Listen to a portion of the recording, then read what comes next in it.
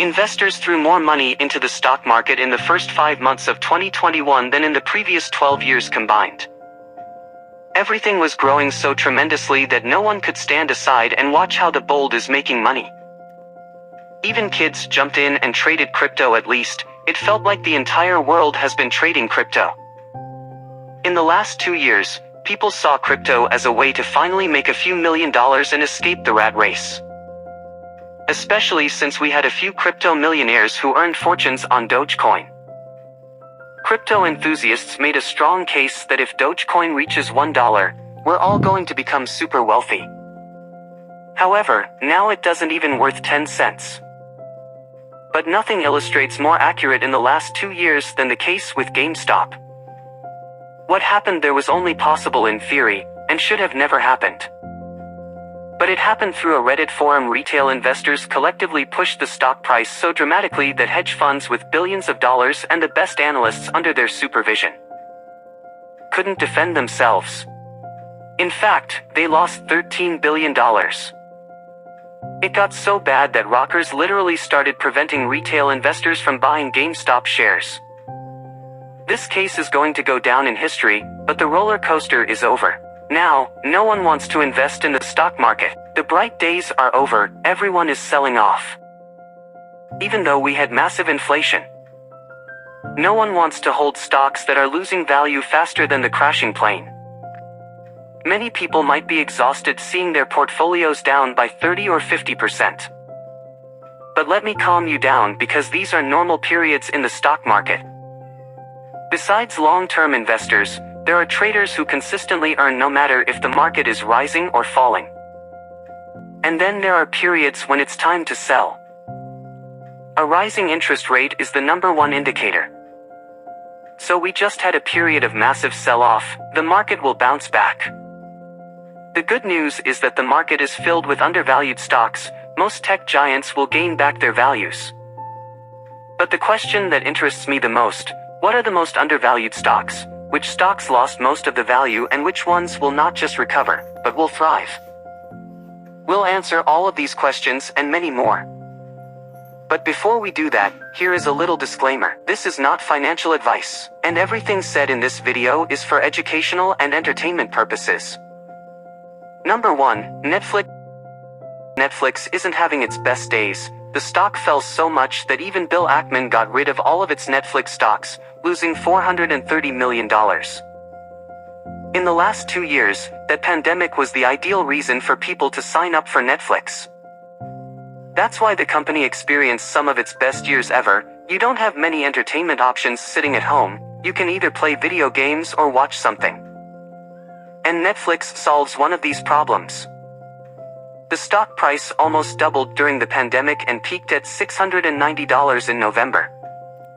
However, that's when the good news ended. Since then, the stock plummeted first by 42%. And then by 55%, bringing it down by a charter of 72%.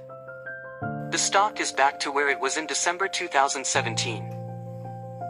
As if it didn't gain anything in the last 5 years. The only difference is that back then it had around 100 million subscribers. And now it has 220 million subscribers. In fact, if you look at its P/E ratio, it is 17, which means it will take the company 17 years to pay you back. That number sounds big.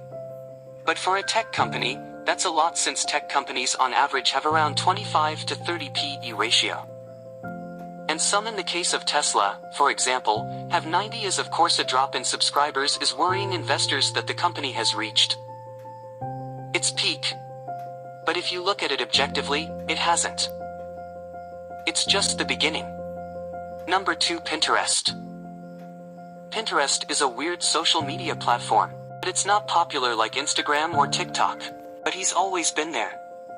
You either use Pinterest and know how helpful it is, or dance and have no clue why would anyone ever use it. It had its momentum during the pandemic. What the stock grew by almost 400%, but since then, it has lost almost all of its gains. It's even lower than its pre-pandemic level of $22 per share. Pinterest has also been losing subscribers since its peak of 500 million users in 2021, but it's nowhere close to becoming irrelevant. It's the place where designers, photographers, artists, and many more come for ideas they have a father showed and looking for ideas. Pinterest is the place designing your house. Pinterest is the place to go for ideas, looking for an outfit. Pinterest is the place.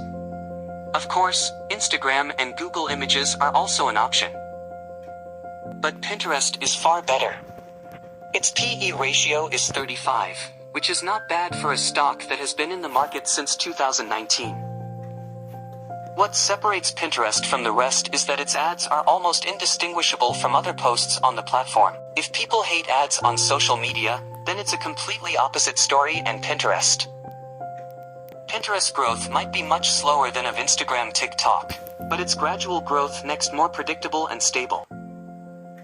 Number 3, Coinbase. It might not sound convincing to suggest Coinbase.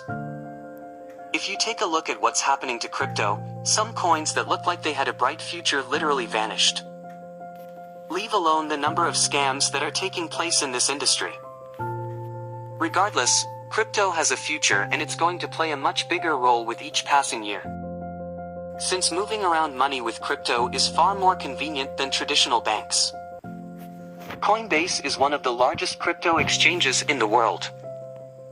And now it is down by 80%.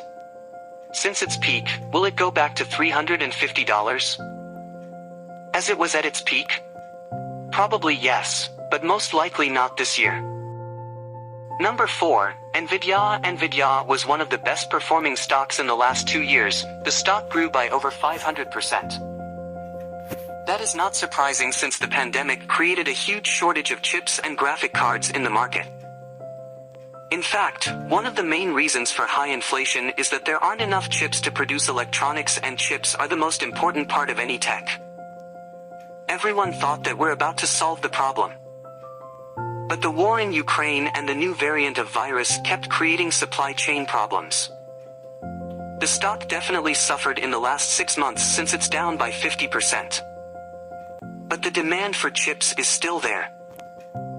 The company has already beat analyst expectations for sales and earnings, and the massive sell-off is still pushing the price down. However, as they solve the supply chain problem, revenues are going to soar since the demand for chips isn't just high, but it's sole rank. Number 5, Moderna. Not a single company received as much attention as Moderna to the point where it became a household name. But as the world moved from the COVID, so the investors from Moderna, it is down by 70%. Since its peak, the stock doesn't seem like it will ever recover. However, the truth is that Moderna is the first company to prove that mRNA tech works. And that's a big deal. Since this technology makes it much faster and cheaper to create and test new drugs, people might have started paying less attention to the pandemic. But that doesn't mean we are not going to face a new virus or disease. Moderna sold $5.9 billion, tripling its vaccine sale in the first quarter of 2022, blowing out revenue and profit expectations. The world is going through some fundamental changes. The geopolitical changes are affecting everyone. From 1990 to 2020, we had a world order that everyone wanted to keep since everyone's so uninterested in keeping it. However, that began to change when the US failed to handle the most recent pandemic. And the war in Ukraine is challenging the United States' global dominance that disrupts supply chains, creates massive inflation, and makes the future uncertain. The next 2 years will either enforce the current world order led by the United States or reshape it. So it's normal that a lot of companies are going to go through some dark and difficult times. A global recession in such a period is inevitable. These stocks will most likely be going to suffer farther, but if they survive the storm, they will most definitely grow much bigger. Thanks for watching, and I will see you in the next one.